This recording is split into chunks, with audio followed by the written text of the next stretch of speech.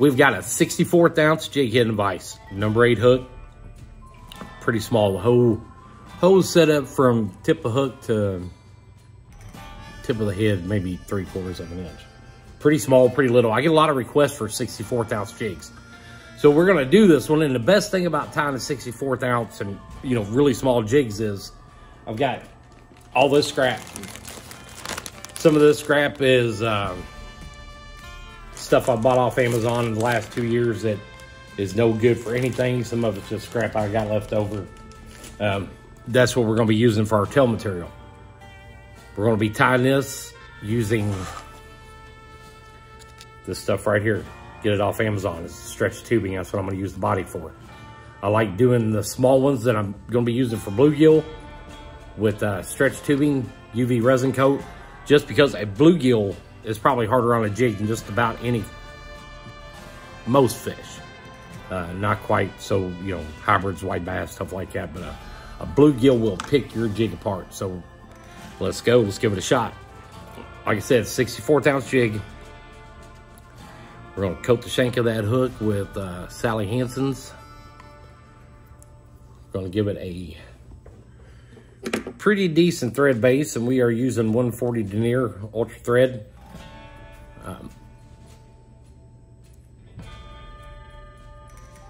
And when I say we're gonna give it a good thread base, we're gonna give it a wrap down and wrap back up, and we're gonna stop.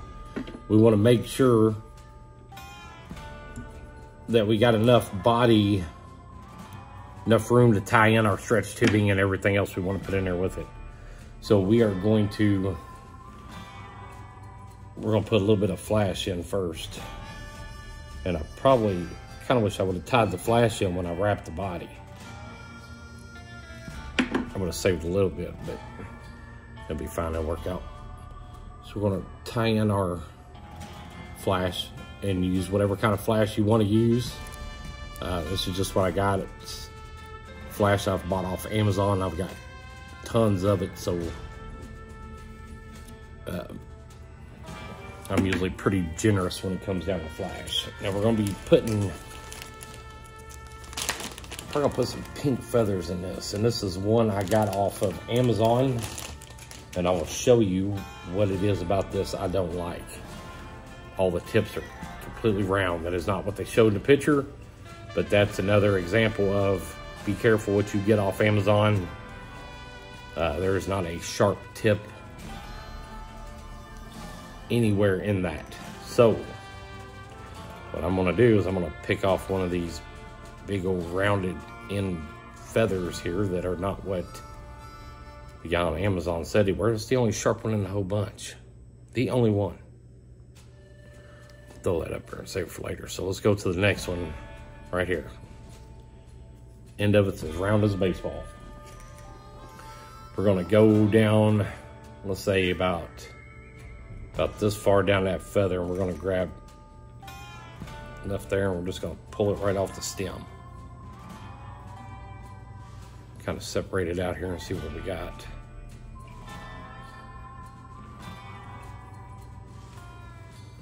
We're gonna cut the end of it.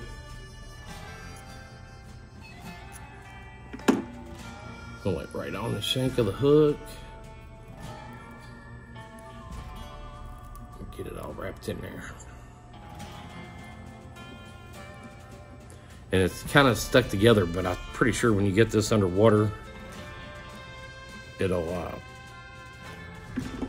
probably open up. It should. It feels like it would. I'll put just a little bit more on this side.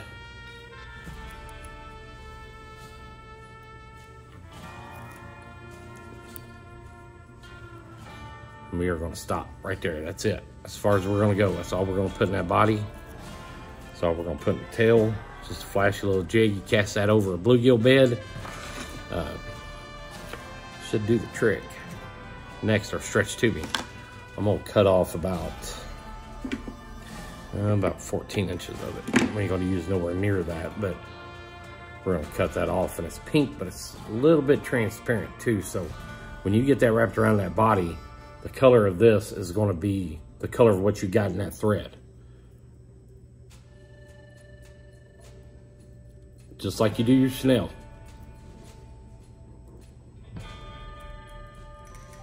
And we'll come back up. Now at this point here, if you're not sure about your stretch tubing, put a drop of super glue on that.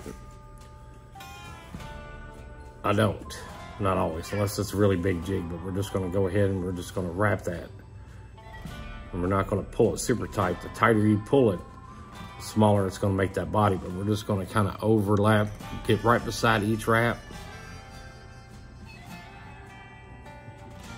We're just gonna keep rotating it. Hard to see. So we're going pretty slow on that. Right there to the end. We're gonna cross it over our thread. We're gonna pull it up and we're gonna tie it in. Come back over this way again. And these are kind of cool looking when you get done with them. Get the UV resin coat on them. They kind of almost look like a Jolly Rancher body.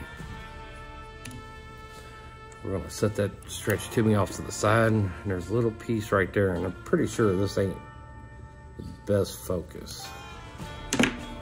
Right there. So now we're gonna do a whip finish. Let's do one more right there on the end of it, just to make sure we got all that stretch tubing covered up. Pull it down nice and tight. Clip that off. Now our UV resin.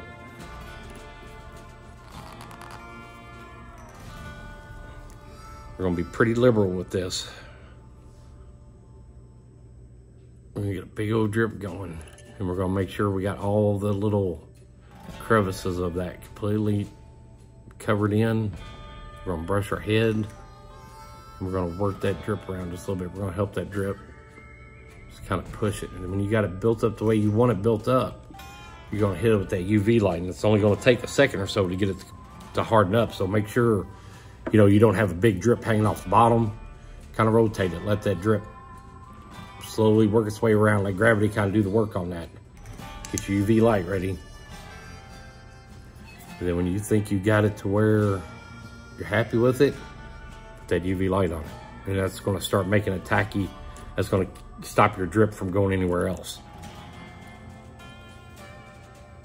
I'm just gonna turn it, I can see it stiffening up. It's not one to run now as it is.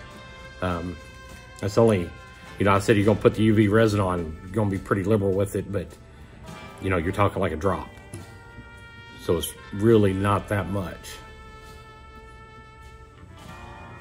Rotate it in the vise. And then we're gonna put this in our UV box, and we're gonna let it harden up for a little while. Next video I'll show y'all my UV resin box. I made a new one that, call it the industrial one. And some parts off Amazon, an old tackle box, and I'll show you how we put that together. But that's it. That is it for a 64th ounce jig. That is it. And I love the way these come out. I love that UV resin on the body.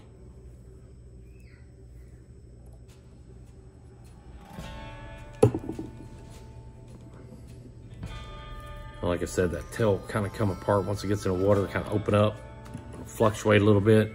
But man, that's going to be a killer jig coming across the bluegill bed. Right there, that is going to be the ticket. If you're after big bluegill, shell crackers, even crappie. Give it a shot. 64th ounce. If you're going to paint these jig heads using powder paint, I strongly suggest using the heat gun. It's going to be a lot easier. It takes, you using a propane torch, you just brush it across fire, and it's hot enough to hold your powder paint. That's all we got. I just wanted to show, I had a request for a 64th ounce jig, and I'll probably do, the next jig I'll do probably 64th, and maybe we'll just go on up and up and up, and we'll get them back out the boat and give them a try. We didn't do it yesterday because wind was blowing like 30 miles an hour while I was trying to break the motor in. It was just lake was unbelievably rough yesterday. It's a good thing I had a deep V, because if I did not have a deep V, I would not have went out on a lake yesterday. That's all I got. Like, share, subscribe, hit the thumbs up button. It'll let you know when I got another video coming up. Send me a message. Let me know what you want to see, what else you want me to do with the 64th ounce jigs. Till next time, that is all I got. See you, folks.